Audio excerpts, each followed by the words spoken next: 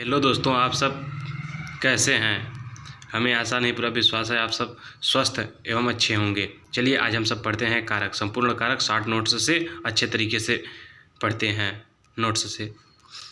कारक कारक संज्ञा के जिस रूप से संज्ञा अथवा सर्वनाम का संबंध वाक्य के अन्य शब्दों से स्थापित किया जाए तो उसे कारक कहते हैं। कारक को परसर्ग भी कहा जाता है। कारक को परसर्ग भी कहा जाता है। हिंदी में कारकों की संख्या 8 है। कारक के चिन्हों को कारक चिन्ह अथवा विभक्तियां कहा जाता है। आगे हम सब पढ़ते हैं। कारक चिन्ह विभक्तियां। कर्ता ने कर्म को करण से साधन के लिए के द्वारा संप्रदान के लिए के हेतु के वास्ते के नियमित को देने के अर्थ में अपादान से अलगाव होने के स्थिति में संबंध का के की ना ने नी रा रे री अधिकरण में पर ऊपर नीचे अंदर बाहर भीतर पहले बाद में संबोधन हे हो अरे। संस्कृत में संबंध और संबोधन को कारक नहीं माना जाता है। सर्वनाम में केवल 7 ही कारक होता है। संबोधन नहीं मानते। संबंध ना ने नी रा रे री सर्वनाम के साथ प्रयुक्त होते हैं। संज्ञा के साथ इनका प्रयोग नहीं होता। कारकों के पहचान। कर्ता कारक क्रिया को संपन्न कराने वाला कर्ता कारक कहा जाता है।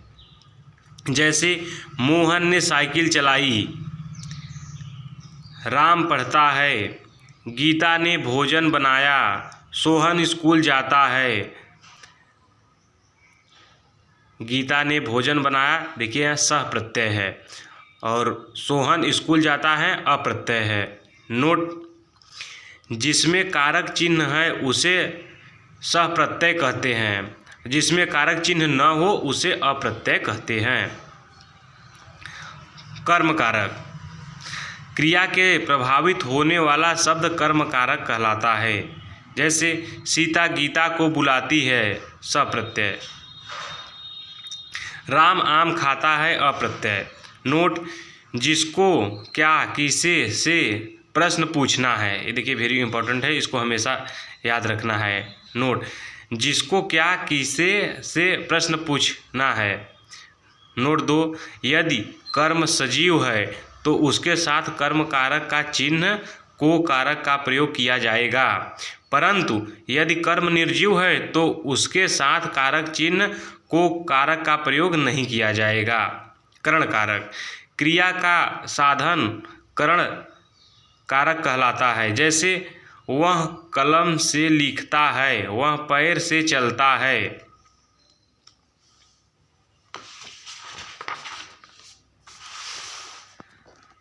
राम बस के द्वारा मुंबई गया, किससे से संबंध है।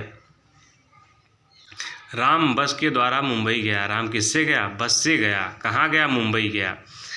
ये हमेशा याद रखना है। संप्रदान कारक संप्रदान का अर्थ है देना। वाक्य में जिसे कुछ दिया जाए अथवा जिसके लिए कोई क्रिया संपन्न की जाए तो वहाँ संप्रदान कारक होता है। जैसे मेरे लिए एक गिलास पानी लाओ, रोगी के वास्ते दवा चाहिए, अध्यापक के हेतु पुस्तक चाहिए, बच्चों को फल दो। संप्रदान कारक का संबंध किसके लिए प्रश्न से है, ये नोट हमेशा याद रखना है, बहुत आसान हो जाता है प्रश्न। अपादान कारक अपादान का अर्थ है हटना या अलग होना। संज्ञा या सर्वनाम के जिस रूप से अलग होने का भाव हो वहाँ अपादान कारक होता है। जैसे बंदर पेड़ से कूदा, अलग हुआ, पेड़ से जब कूदा तो अलग हुआ। पत्ते पेड़ से गिरा तो वहाँ जो पत्ता जो है वो पेड़ से अलगाव की स्थिति अपना रहा है, तो यहाँ अपादान कारक होगा। बात जुबान से निकल गई, हिमालय गंगा से निकलती है, हिमालय गंगा से निकलती है। नोट कहाँ से संबंध है, नोट हमेशा याद रखिएगा। नोट 2, जिस वाक्य में डरना, शर्माना, दूरी, तुलना, सीखना आए वहाँ पर भी अपादान कारक होता है। जैसे सीमा कुत्ते से डरती है, मीरा बड़ों से शर्माती है, मेरा घर स्कूल से बहुत दूर है, रमेश सीता से अच्छा गाता है, मैंने पिताजी से कविता लिखना सीखा। आगे संबंध कारक, किसी संज्ञा या सर्वनाम का दूसरी संज्ञा या सर्वनाम से संबंध बताने वाले रूप को संबंध कारक कहते हैं। जैसे श्याम राम का भाई है, मीरा का लेख सुंदर है, गाय के 4 पैर होते हैं, मेरा भाई अच्छा है, वह मेरा घर है, अपना काम करो। देखिए सब उदाहरण। नोट है, किसका, किसकी, किसके से प्रश्न पूछना है। श्याम राम का भाई है, किसका भाई है, श्याम राम का भाई है, ऐसे प्रश्न बनाया जाता है और बहुत आसान तरीके से हल किया जा सकता है। अधिकरण कारक, क्रिया के होने के स्थान पर भाव और काल को बताने वाला कारक अधिकरण कारक कहलाता है। जैसे बंदर पेड़ पर बैठा है, गाड़ी 4 घंटे में पहुंचेगी, मोहन घर के अंदर है, मैं 2 दिन के अंदर आ जाऊंगा। आगे देखते हैं। नोट देखिए, हर जगह नोट है और बहुत अच्छे तरीके से लिखा है। कहाँ और कब से प्रश्न पूछना है।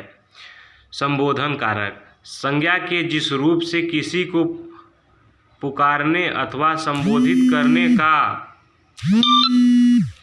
करने का बोध हो उसे संबोधन कारक कहते हैं। इसे प्रकट करने के लिए भाव के अनुसार शब्दों का प्रयोग कर उसके आगे लगा देते हैं। जैसे अरे तुम यहाँ कैसे, अरे तुम क्या कर रहे हो।